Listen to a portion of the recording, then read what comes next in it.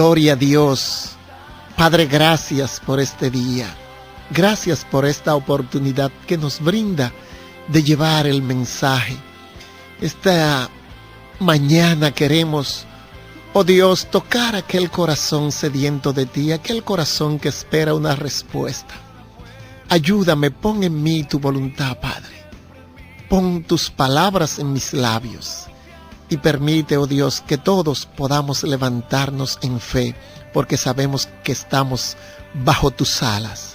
Sabemos que el ángel de Jehová acampa alrededor de los que le temen y los defiende. Gracias, Señor, en el nombre de Jesús.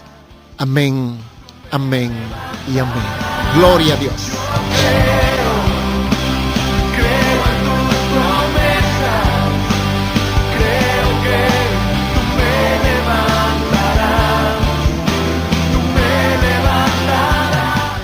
Quiero compartir con la audiencia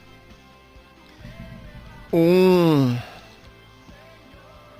porción de la palabra que está en el libro de Lucas, capítulo 11, versículo 37 al 42. Vamos a hablar de algo que aconteció y vamos a leer la palabra. Recuerda, hermano, Evangelio de Lucas, capítulo 11, versículo 37 al 42. Leemos la palabra en el nombre del Padre, del Hijo y del Espíritu Santo. Luego que hubo hablado, le rogó un fariseo que comiese con él. Y entrando Jesús en la casa, se sentó a la mesa. El fariseo, cuando lo vio, se extrañó de que no se hubiese lavado antes de comer. Pero el Señor le dijo: ahora bien, vosotros, los fariseos, limpiáis lo de afuera del vaso y del plato, pero por dentro estáis llenos de rapacidad y de maldad. Necios, el que hizo lo de afuera, ¿no hizo también lo de adentro? Pero dad limosna de lo que tenéis, y entonces todo os será limpio. Mas ay de vosotros, fariseos, que diezmáis la menta y la ruda, y toda hortaliza, y pasáis por alto la justicia y el amor de Dios. Esto os era necesario hacer, sin dejar aquello. Gloria a Dios. Alabado sea el nombre del Señor. Como vemos aquí en el versículo 37, luego que hubo hablado, le rogó un fariseo que comiese con él. Y entrando Jesús en la casa, se sentó a la mesa. Generalmente cuando hablamos de fariseo, hablamos en términos muy despectivos. Y nos hemos limitado a ese término. Sin embargo, en esa época un fariseo no era cualquier cosa. El fariseo conocía la palabra de cabo a rabo. El fariseo la conocía como la conoce mucha gente, como la conocemos muchos hermanos. Tanto sabía Jesús que ellos conocían de la palabra que le decía a los discípulos: hagan lo que ellos dicen, pero no hagan lo que ellos hacen. El problema estaba en el cumplimiento. El problema estaba en el cumplimiento. Y como hoy lunes, inicio de una nueva jornada en tu vida, yo posiblemente esté hablando a alguien que tiene mucho conocimiento de la palabra, sin embargo anda buscando una iglesia perfecta y anda visitando y brincando. Entonces, en todas las iglesias donde va, comienza a cuestionar. Hermano, pudiera también estar hablándole a alguien que está congregado, pero también vive cuestionando todo lo que hacen los demás. Es muy posible. Y este fariseo dice que invitó a Jesús a su casa. ¿Por qué lo invitó? Lo invitó porque había visto que el testimonio de Jesús, sus obras, su vida reflejaban lo que predicaba. Y entendía que le faltaba eso. ¿Cuántos de nosotros vemos que o tenemos ese deseo de crecer espiritualmente hablando, pero ¿qué estamos haciendo? Hermano, no es cuestión de apariencia. No es cuestión de apariencia. El verdadero crecimiento lo da la obediencia. Y nos cuesta obedecer. Se nos habla de que debemos estudiar la palabra, que debemos orar, que debemos sujetarnos a las disposiciones institucionales, o sea, a lo que está establecido como norma en la iglesia. Pero siempre creemos que nosotros somos los que tenemos la razón y que para sentirnos complacidos hay que hacer las cosas como nosotros las hacemos. Cuando el fariseo vio que Jesús se sentó a la mesa y no se lavó antes de comer, así mismo somos nosotros cuando vemos que alguien que entendemos que tiene conocimiento de la palabra, pero si no hace las cosas como nosotros las hacemos, vivimos cuestionando y juzgando. Hermano, no es cuestión de religiosidad, no es cuestión de apariencia. La verdadera santidad no está en lo que hacemos ni cómo nos vemos. La verdadera santidad está en la intención del corazón.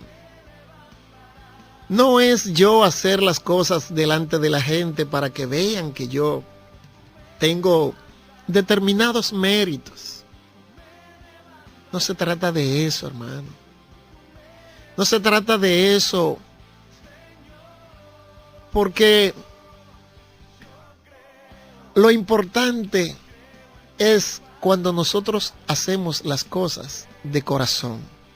No es circuncidar la carne, es circuncidar ese corazón. Es lo que verdaderamente va a producir la transformación.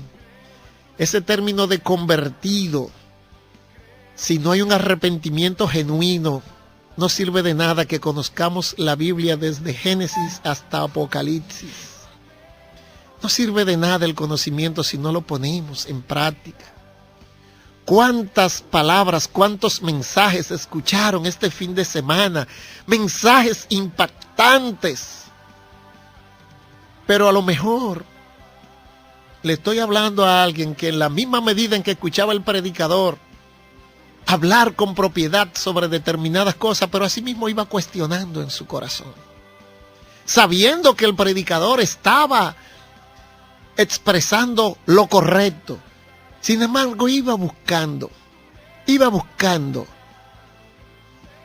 esa, como llamamos popularmente, esa quinta pata. Hermano, así no se crece. Escuchar, razonar y poner en práctica. Porque la palabra es útil para enseñar, para redarguir, para corregir, para instruir en justicia. Con una finalidad, oye, con una finalidad de que el creyente sea perfecto y enteramente preparado para toda buena obra. O sea, que el conocimiento de la palabra tiene que producir una transformación en mí, preparado para toda buena obra. No puedo hacer buenas obras si no hay un corazón transformado. Y era lo que le pasaba al fariseo. Estaba demasiado enfocado en la forma de hacer las cosas, en la religiosidad, en el ceremonial.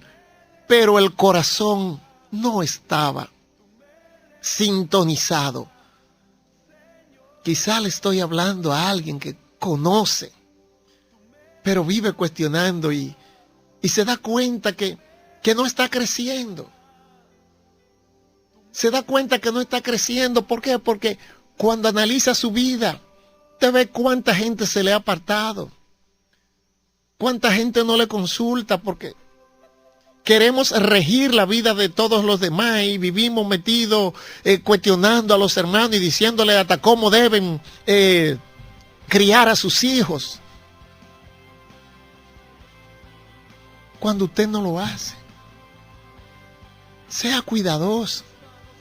Que todo consejo que podamos dar Vamos a darlo porque nos nace del corazón, porque la expresión es sin malicia, porque muchas veces simplemente damos el consejo para demostrar que nosotros sí tenemos ese carácter. Y Jesús cuestionaba del fariseo que ellos solamente se ocupaban por lo de afuera, pero el que hizo lo de afuera no fue el que hizo lo de adentro. Entonces no podemos enfocarnos nada más en la apariencia. Y muchas veces hasta los profetas se equivocan, porque cuando Dios envió a Samuel a ungir a David, el profeta Samuel se fijó en la apariencia de su hermano Eliab, y Dios le advirtió que no era ese, porque Dios no mira lo de afuera, y muchas veces aún siendo profeta profetizamos por la apariencia. No es cuestión de apariencia, hermano. Tener cuidado, hay que buscar esa verdadera intimidad con Dios para nosotros entonces poner en práctica el Evangelio de Jesucristo, esa acción que nos lleva a hacer lo que sabemos que Él haría en un momento como ese. No es que los demás nos vean, no es vender esa apariencia, es que haya esa entrega, ese amor que Dios espera que nosotros tengamos los unos con los otros. Dice la palabra que si vemos a nuestro hermano fallar, dice, vosotros que sois espirituales, restauradle con espíritu de mansedumbre. No seas que tú también seas tentado. ¿Por qué? Porque en la forma en que puedes llevar el mensaje, puede ser que la intención de tu corazón cambie por la forma en que manifiestas. Si ves a alguien, si la palabra que escuchaste en el fin de semana sabe que es propicia para algún hermano, puede compartirla hoy, pero ora primero y busca la forma de hacerlo entender de su error, pero sin martillar, sin destruirlo, sin hacerle ver que él no es nada, como muchas veces hacemos. Nos olvidamos del amor de Dios, de la compasión. Y era lo que Jesús le reclamaba a este fariseo. Le reclamaba eso, que solamente se preocupaban por la forma, por lo que se ve. ¿Cuántos de nosotros hoy en día creemos que estamos bien delante de Dios y delante de los demás por lo que aparentamos? Porque podemos parecer muy espirituales. El asunto no es parecer, hermano. El asunto es que haya un corazón transformado. El poder del pueblo de Dios se va a manifestar cuando nosotros aprendamos a soportarnos los unos a los otros. Que aprendamos a amarnos y a manejar nuestras diferencias. Eso es lo que Dios espera de nosotros. Que no nos enfoquemos, que no estemos juzgando, que no estemos cuestionando lo que el otro hace y cómo lo hace. Es necesario que veamos la intención del corazón. La intención del corazón. Que se vea reflejada esa piedad, que se vea reflejado ese amor genuino. Porque Dios quiere que nosotros nos ocupemos de la apariencia, pero sin dejar de hacer lo otro. Sin dejar de hacer lo otro. Y así fue como culminó este diálogo en la porción que comparto. Mas ay de vosotros, fariseo, versículo 42, que diezmáis la menta y la ruda y toda hortaliza, y pasáis por alto la justicia y el amor de Dios. Esto os era necesario hacer sin dejar de hacer aquello. es necesario hacer eso sin dejar de hacer lo otro, hermano. Es necesario que nos enfoquemos. Si es importante la apariencia, más importante es la intención. Cuando somos capaces de hacer eso, entonces verdaderamente sabremos que hemos sido transformados. Y sabemos que cuando obremos de esa manera, vamos a ser discípulos. Vamos a ser discípulos, porque el discípulo se hace cuando los demás quieren hacer lo que tú haces.